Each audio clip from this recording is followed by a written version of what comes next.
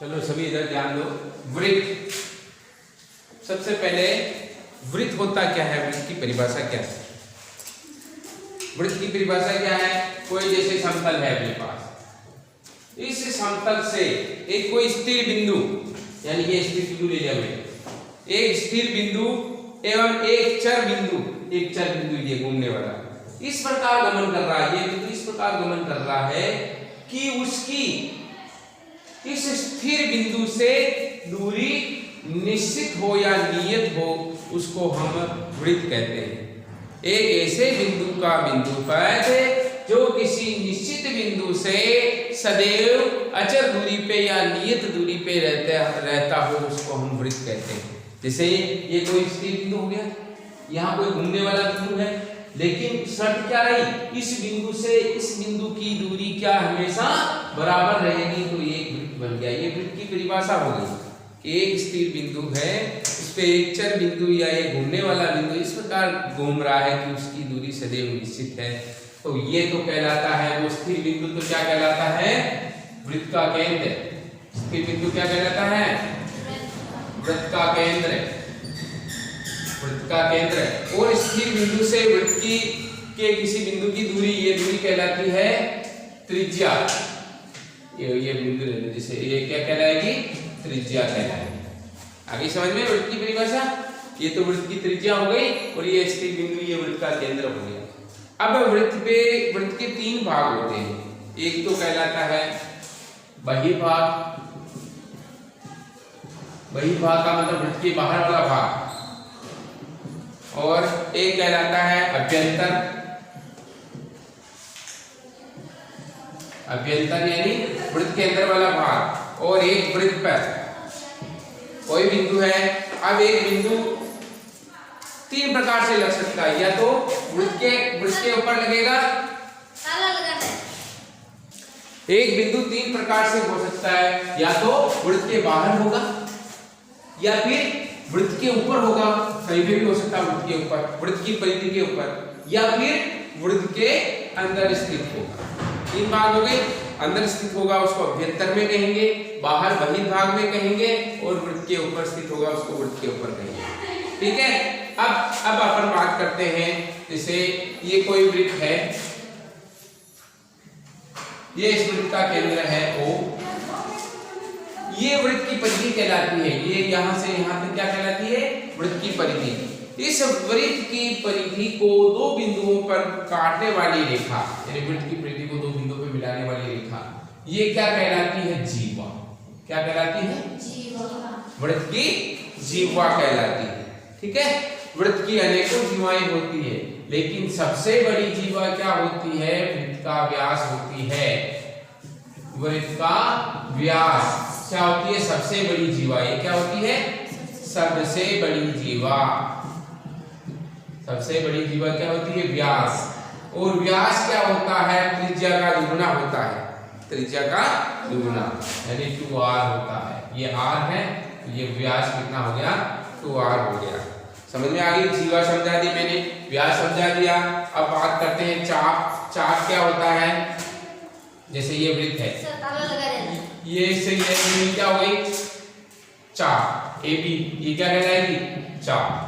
चाप की लंबाई यहां से यहां, ये तो छोटा चाप लघु चाप हो गया, और ये बड़ा चाप ले लिया, ये क्या कहलाएगा? दीर्घ चाप। लघु चाप और दीर्घ चाप हो गया। समझ में आ गई चाप में?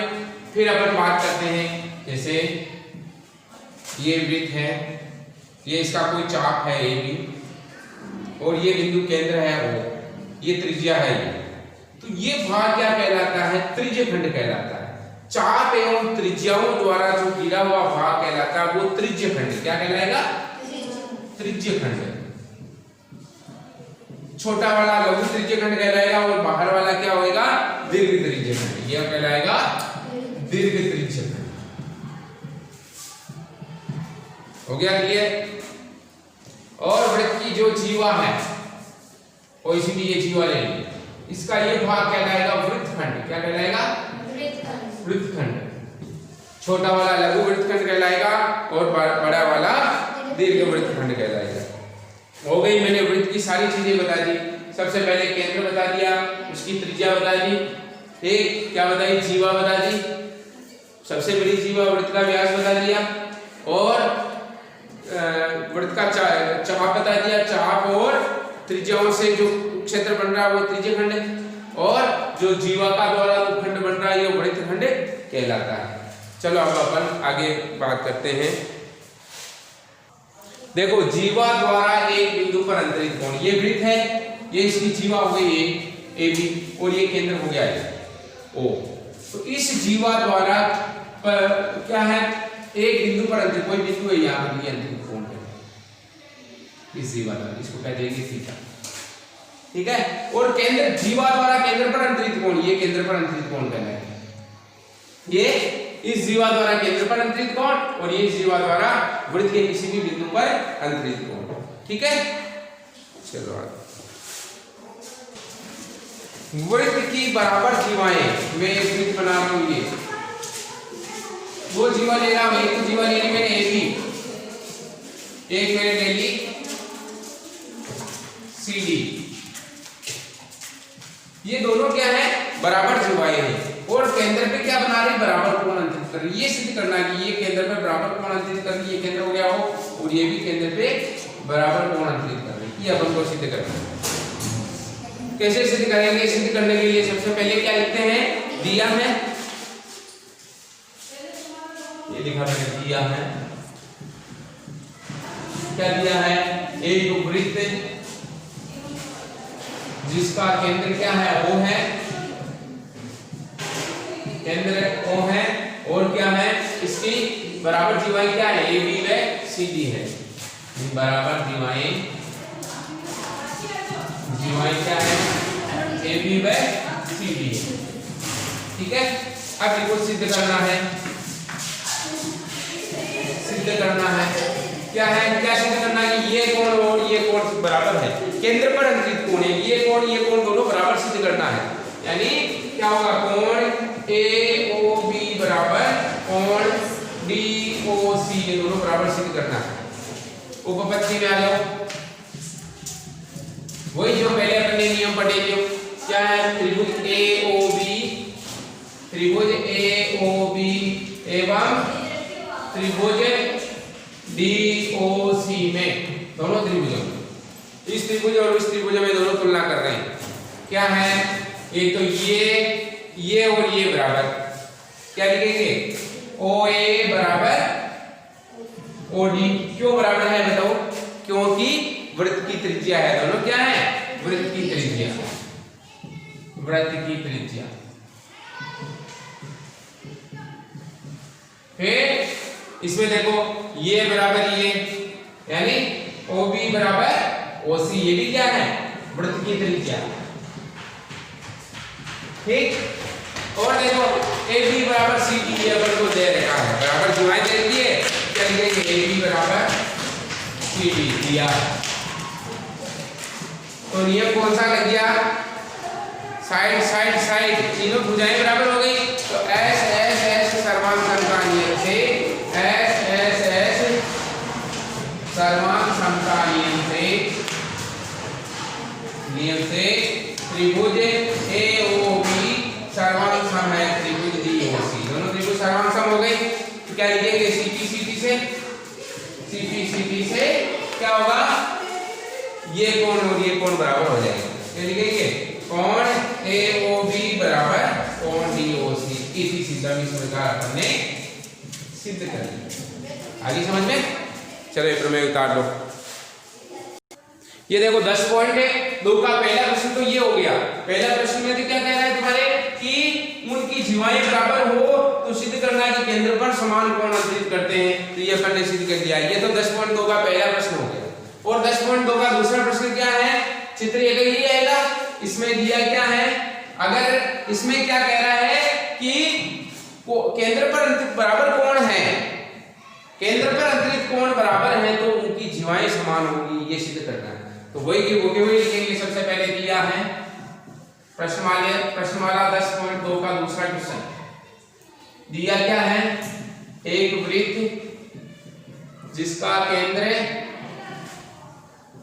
केंद्र O है, और क्या होगा, कोण AOB बराबर कोण DOC, केंद्र पर अंतरित कोण, दोनों के केंद्र पर अंतरित कोण क्या है, समान है, ये चीज दिया है। तो सिद्ध क्या करना है, जीवाएं बराबर होती है, सिद्ध करना है कि जीवा AB बराबर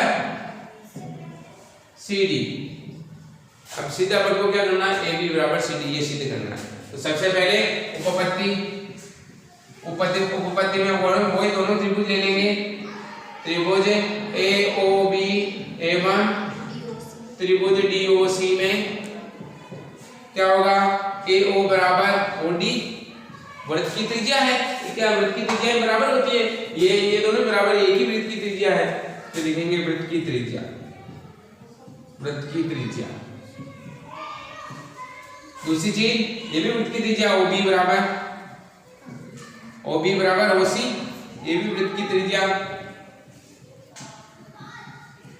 तीसरी चीज क्या है, ये कोण बराबर है, कोण AOB बराबर कोण DOC, ये क्या है, दिया है, प्रश्न में देखा ये बराबर है। तो कौन सा नियम लग गया, SA एंगल साइड, SAS सर्वांग समता नियम से, SAS सर्वांग समता नियम से क्या हो जाएगा, त्रिभुज AOB सर्वांग सम है त्रिभुज DOC। अगर दोनों त्रिभुज सर्वांग सम है तो CPCT से क्या हो जाएगा, ये जीवा भी बराबर हो जाएगी, AB बराबर CD, यानी CPCT से AB बराबर CD, ये सिद्ध, इस प्रकार हमने सिद्ध कर दिया। आगे समझ में, ये दोनों क्वेश्चन हो गए तुम्हारे 10.1 में। तो कुछ नहीं, मैंने जो पहले चीज सारी चीज बताई हुई है, कौन सा बिंदु अभ्यंतर में है, कौन सा वृत्त पे है, कौन सी वृत्त की त्रिज्या है, कौन सा व्यास है, कौन सा बहिर्भाग है, वही 10.1 में, और 10.2 के मैंने दोनों क्वेश्चन हल करवा दिए। चलो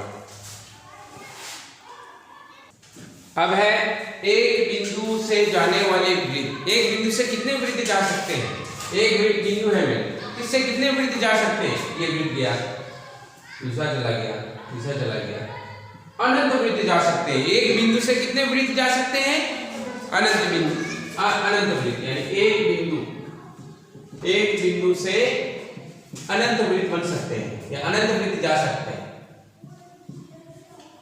अनंत वृत्त उस बिंदु से जा सकते हैं। इसी प्रकार दो बिंदु से कितने वृत्त जा सकते हैं, ये भी एग्जाम में आता है। दो बिंदु से जाने वाले वृत्तों की संख्या, दो बिंदु से वृत्त कितने जाएंगे, मैं दो बिंदु बना रहा हूं, एक बिंदु ये, ठीक है, एक वृत्त तो ये चला गया, दूसरा वृत्त ये चला गया, तीसरा वृत्त ये चला गया, चौथा वृत्त ये चला गया, पांचवा, कितने भी वृत्त जा सकते हैं। दो बिंदु से भी अनेक वृत्त जा सकते हैं, दो बिंदु से भी अनंत वृत्त जा सकते हैं, अनंत वृत्त बन सकते हैं दो बिंदु से। ठीक, अब आती है तीन बिंदु से जाने वाले वृत्तों की संख्या। तीन बिंदु से जाने वाले वृत्त, तीन बिंदु से जाने वाले वृत्त। अब तीन बिंदु की शर्त ये है कि एक तो तीनों बिंदु एक ही रेखा में हो, तीनों बिंदु एक ही रेखा में, जैसे में ए, बी और सी एक ही रेखा में हो। इससे कितने वृत्त जा सकते हैं। अब मैं वृत्त खींच रहा हूं, देखो दो बिंदु से भी जा रहा है लेकिन तीसरा छूट गया, नहीं जा रहा है। तो तीन बिंदु से जाने वाला वृत्त अगर तीनों बिंदु एक ही रेखा में हो तो कोई वृत्त नहीं जाता, यानी सरेख बिंदु हो तो इसमें कोई वृत्त नहीं जाता है, कोई वृत्त नहीं होके गुजरता। तीन सरेख बिंदुओं से, सरेख को मतलब एक ही रेखा में हो तो एक भी वृत्त नहीं जाता। अगर तीनों बिंदु अलग अलग है, ये बिंदु यहाँ है, एक ये बिंदु, असरेख बिंदु क्या है, असरेख बिंदु, इसको दे दूं मैं ए, बी और सी, तीन अलग अलग बिंदु दे दिए, ठीक है। अब मैं देखो इनको मिला रहा हूं, एक त्रिभुज बन गया अपने पास, ठीक। अब इसका लमसम विभाजन कर दिया मैंने, ये लमसम विभाजन, इसका भी मैंने लमसम विभाजन कर दिया, ये लमसम विभाजन, तीनों का अपन लमसम विभाजन कर देंगे, बिंदु आ गए, इस बिंदु से एक अपन वृत्त खींचेंगे तो एक वृत्त बन जाता है। यानी तीन असरेख बिंदुओं से केवल एक वृत्त बन सकता है। 3 असरेख बिंदु, ऐसे बिंदु जो एक ही रेखा में नहीं है, तो उनसे कौन सा वृत्त बन सकता है? एक वृत्त। और इसका वृत्त का केंद्र कहलाता है परिकेंद्र। क्या कहलाता है इसका? परिकेंद्र। इसको हम क्या कहते हैं? उसका परिकेंद्र। और ये देखो इस रेखा का भी, इस भुजा का भी मैंने लंब समद्विभाजन कर दिया, इसका भी लंब समद्विभाजन कर दिया, यानी तीनों भुजाओं का लंब समद्विभाजन जिस बिंदु पे मिल गया उसको परिकेंद्र कहते हैं, और उसके ऊपर क्या बनता है? एक वृत्त बन जाता है। यानी 3 असरेख बिंदुओं से केवल एक वृत्त जा सकता है। एक बिंदु से अनेक वृत्त जा सकते हैं, 2 बिंदु से भी अनेक वृत्त जा सकते हैं, 3 बिंदु से अगर एक ही रेखा में है तो कोई वृत्त नहीं जा सकता, और 3 बिंदु अगर एक रेखा में नहीं है, असरेख है, तो केवल एक वृत्त बन सकता है, और उस वृत्त का केंद्र क्या कहलाता है? परिकेंद्र कहलाता है। आगे समझ में क्लियर? चलो आगे बात करते हैं। देखो समान जीवाएं और उनके केंद्र से दूरियां। एक वृत्त है, ठीक है, 2 समान जीवाएं हैं, एक तो ले लिया मैंने AB, एक ले लिया मैंने CD, दोनों समान जीवाएं हैं, तो उसकी क्या होगी? केंद्र से दूरी, यानी इसमें लंब बना रहा है, ये केंद्र से दूरी भी क्या होगी? समान होगी। अगर वृत्त की 2 जीवाएं समान है तो केंद्र से दूरी भी क्या होगी? ये और ये दूरी भी दोनों समान होगी। समझ में? और ये इसको समद्विभाजित करता है, ये इसको 90 डिग्री अपॉन इसको समद्विभाजित करता है। हो गई समझ में? आ गई? चलो आगे बात करते हैं। अपन प्रमेय लेते हैं एक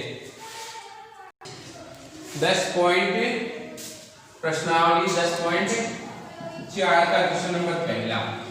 देखो 5 सेंटीमीटर और 3 सेंटीमीटर त्रिज्या वाले 2 वृत्त 2 बिंदुओं पे प्रतिच्छेद करते हैं, और उनके केंद्र के बीच की दूरी, दोनों के केंद्र के बीच की दूरी लिख रहा हूं मैं, ये A और ये B, दोनों के केंद्र के बीच की दूरी 5 सेंटीमीटर है। दोनों के केंद्र के बीच की दूरी कितनी है? 4 सेंटीमीटर। यहां से मैंने एक वृत्त खींचा, इसको केंद्र मानकर,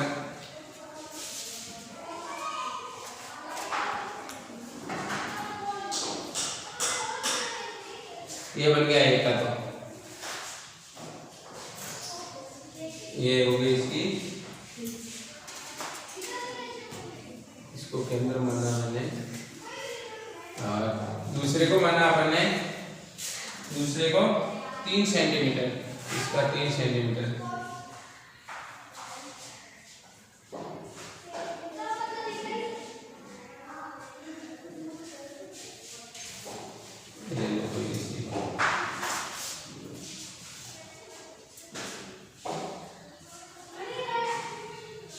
इस प्रकार भी बन जाए, ठीक है।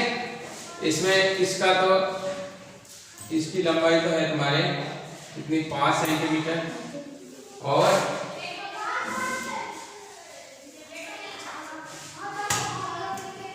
इसकी लंबाई है,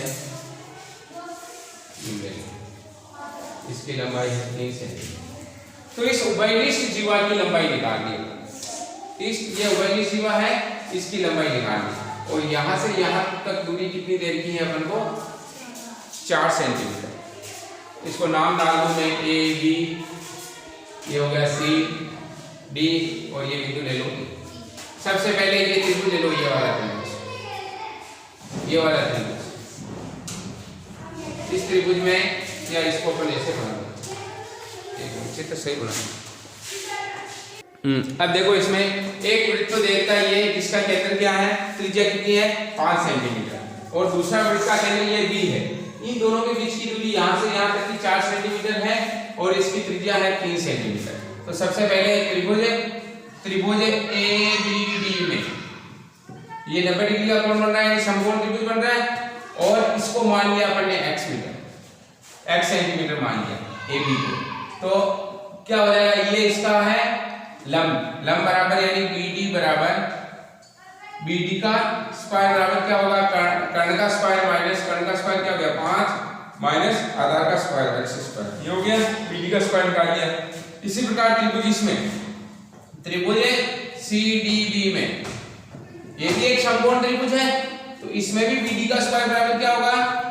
BD का स्क्वायर बराबर कर्ण का स्क्वायर, क्या हो गया? 3 का स्क्वायर माइनस, अब ये भुजा ये कितनी होगी? देखो ये यहां तक x sin पूरी 4 है यहां तक, तो ये बाकी की क्या हो जाएगी? 4 माइनस एक्स, क्या हो जाएगी 4 माइनस एक्स, 4 माइनस एक्स का स्क्वायर। इसको हल कर दो, देखो 3 का स्क्वायर माइनस 4 माइनस एक्स का स्क्वायर यानी 4 चौको 16 माइनस 4 दूनी 8 एक्स प्लस एक्स स्क्वायर, तो 3 का square minus 16 plus 8 x minus x square हो गया। परंतु ये दोनों की बात की मैंने, तो ये दोनों आपस में बराबर है, तो इसको इसके बराबर लिख रहा हूँ, यानी 3 square minus 16 plus 8 x minus x square किसके बराबर 5 का square minus x square, x square से एक्स स्क्वायर कट गया, 8 एक्स बराबर 5 का स्क्वायर हो गया 5 को 25, 3 का स्क्वायर 3 किया 9 माइनस 16 में से 9 गए तो कितने रहेंगे माइनस के 7, तो 8 एक्स बराबर 25 प्लस 7 हो गए उधर जाके, तो 8 एक्स बराबर हो गए 32, तो x बराबर हो गया 32 बटे 8, तो बराबर आ गए 4। x का मान अपने पास 4 आ गया, तो अब इसका मान ज्ञात कर सकते हैं अपन bd का मान। bd का स्क्वायर बराबर क्या आया था अपने पास 5 स्क्वायर माइनस x स्क्वायर, तो x बराबर क्या लिख दिया 4, तो bd स्क्वायर बराबर 5 का स्क्वायर माइनस 4 का स्क्वायर यानी 5 25 माइनस 4 16 कितने रह गए 9 रह गए, तो bd बराबर 9 का वर्गमूल आ गया, तो 9 का वर्गमूल कितना आ गया 3। इस bd का मान कितना आ गया अपने पास 3, लेकिन अपन को पूरी चाहिए b उभयनिष्ठ जीवा, उभयनिष्ठ जीवा की लंबाई क्या हो जाएगी डबल हो जाएगी 2 गुणित 3 बराबर 3 दूनी 6 सेंटीमीटर, ये आ जाएगी। इसको कर लो।